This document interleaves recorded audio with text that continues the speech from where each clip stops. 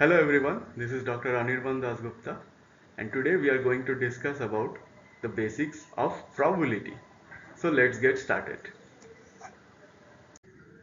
So what is probability? So if I toss a coin, what are the chances it will land on heads? You might say it's 50-50 and that is basically called a probability. Now the question is that probability is a number that denotes the chances that this event will occur, and it's a number between 0 and 1 where 0 means that that event will never occur and 1 means the event will always occur. So you can see these ranges, like 0 means it's an impossible event to happen and 1 means it's a certain event.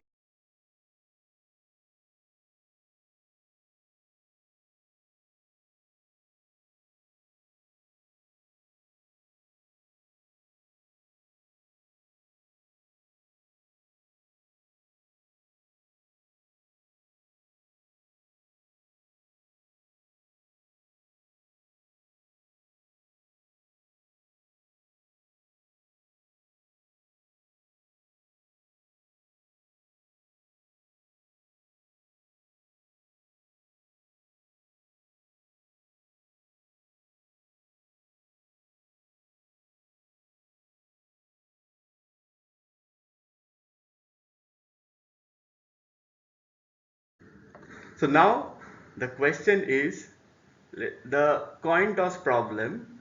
So how do you know whether the coin has a probability of 0.5 of getting a head? Well, you would toss it sometimes, say maybe I toss it 10 times and I get maybe 4 heads and 6 tails. Now, can I say that the probability of getting a head is 0.4?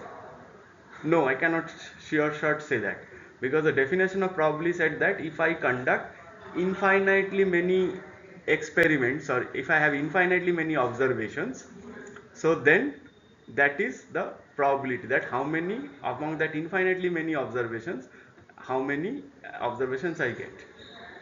And again, that is also not making sense, because if I divide something by infinity it becomes to be 0. Then how do we define the probability in this case? So hence there are several types of probabilities, like theoretical probability, empirical probability and subjective probability. So theoretical probability means it is based on some assumptions, and like for example there are 6 faces of a fair die and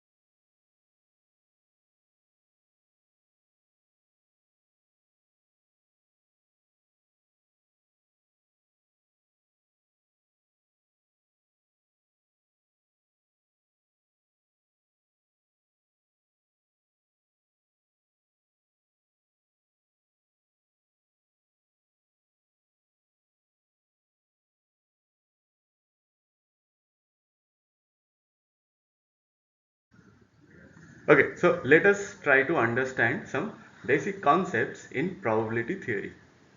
So the first concept is experiments. Now we all do experiments in our daily lives.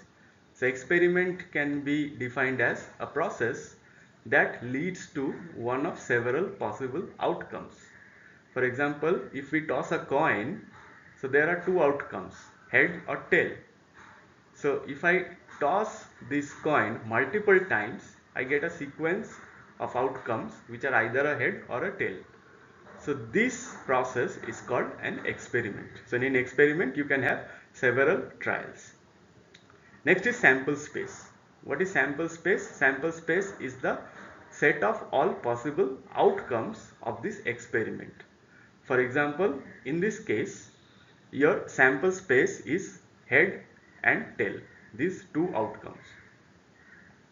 So your sample space can be finite, it can be countably infinite, like set of all real numbers, real integers, and uncountable, like set of all real numbers, that is uncountable. So a finite or countably infinite sample space is called a discrete sample space. And if you have an uncountable sample space, that is set of all real numbers, then it's a continuous sample space. Now what is an event? So event is a subset of your sample space.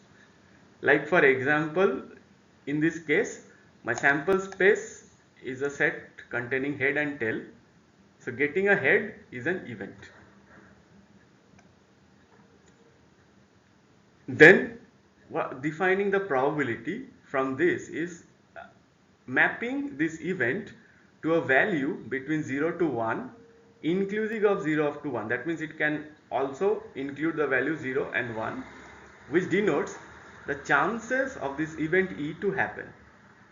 So mathematically putting it, probability of E, P of E, is the number of outcomes in A divided by the number of outcomes in S.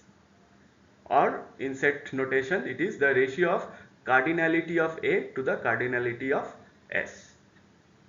And there is an assumption that all outcomes are equally likely in this case. If they are not equally likely, then you can do some kind of weighted averaging.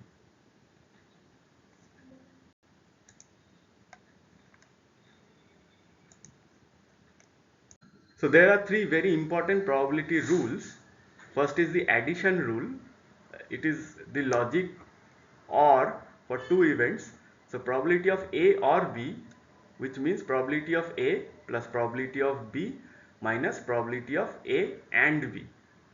This is also written as probability of A union B is probability of A plus probability of B minus probability of A intersection B. And this can be easily verified by the Venn diagram. Then the multiplication rule, which defines independent events, that two events A and B are independent if their intersection, that is P A and B, is the product of their individual probabilities. Third is the complement rule, that is for any event A, I can find the other space or the complement space which is not A equals to 1 minus probability of A. So if you know the probability of A, then probability that the event A will not occur is 1 minus probability of A.